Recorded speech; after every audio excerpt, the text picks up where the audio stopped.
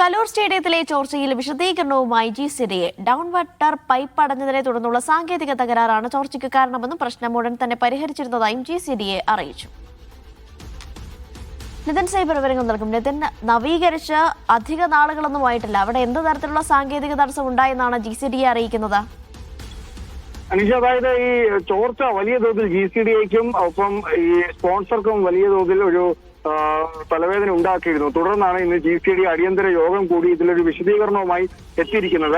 ഒരു down water system അത് തകർന്നതാണ്, അല്ലെങ്കിൽ അത്തരമൊരു സാങ്കേതിക തകരാറുണ്ടായതാണ് ഈ വെള്ളം സ്റ്റേഡിയത്തിനുള്ളിലേക്ക് വീഴാനുള്ള കാരണമെന്നാണ് പറഞ്ഞത്. റൂഫിൽ വീഴുന്ന വെള്ളം പുറത്തേക്ക് പോകാനുള്ളൊരു സിസ്റ്റം ഉണ്ടായിരുന്നു. ആ സിസ്റ്റത്തിന്റെ ചെറിയ തകർച്ച ഉണ്ടായതാണ് ഇത്തരത്തിൽ ഈ വെള്ളം സ്റ്റേഡിയത്തിനകത്തേക്ക് വീണത്. അത് വലിയ വാർത്തയാക്കിയത് മാധ്യമങ്ങൾ ചെയ്ത തെറ്റാണെന്നാണ് GCDA പറയുന്നത്. കഴിഞ്ഞ 2 വർഷത്തിനിടെ 4 കോടി രൂപയുടെ അറ്റകുറ്റപ്പണി GCDA ആ സ്റ്റേഡിയത്തിൽ നടത്തിയിട്ടുണ്ട്. അപ്പോൾ ഇത്തരം ചെറിയ സാങ്കേതിക പിഴവുകൾ വരുന്നത്, അത് ഇങ്ങനെ ഇത്തരത്തിൽ വലിയ തോതിൽ എടുത്തു കാണിക്കുന്നത് അത് ചെയ്യാൻ പാടില്ലാത്തതാണെന്ന തരത്തിലാണ് GCDA പറയുന്നത്. ഈ വെള്ളം വീണതിൽ സാങ്കേതിക പിഴവാണ് ഉണ്ടായിട്ടുള്ളതെന്നും സ്റ്റേഡിയത്തിന്റെ പുനർനിർമ്മാണത്തിലോ അല്ലെങ്കിൽ GCDAക്കോ സ്പോൺസർക്കോ തന്നെ അതിൽ ഒരു ബന്ധവുമില്ല, വെറും സാങ്കേതിക പിഴവ് മാത്രമാണ് ഉണ്ടായതെന്നാണ് GCDAയുടെ വാദം. അനീഷ, സ്റ്റേഡിയത്തിലെ ചോർച്ച വലിയ വാർത്തയാക്കിയത് മാധ്യമങ്ങളാണെന്നാണ് GCDA വിശദീകരിക്കുന്നത്. നിതിൻ സേവ്യറാണ് വിവരങ്ങൾ നൽകിയത്.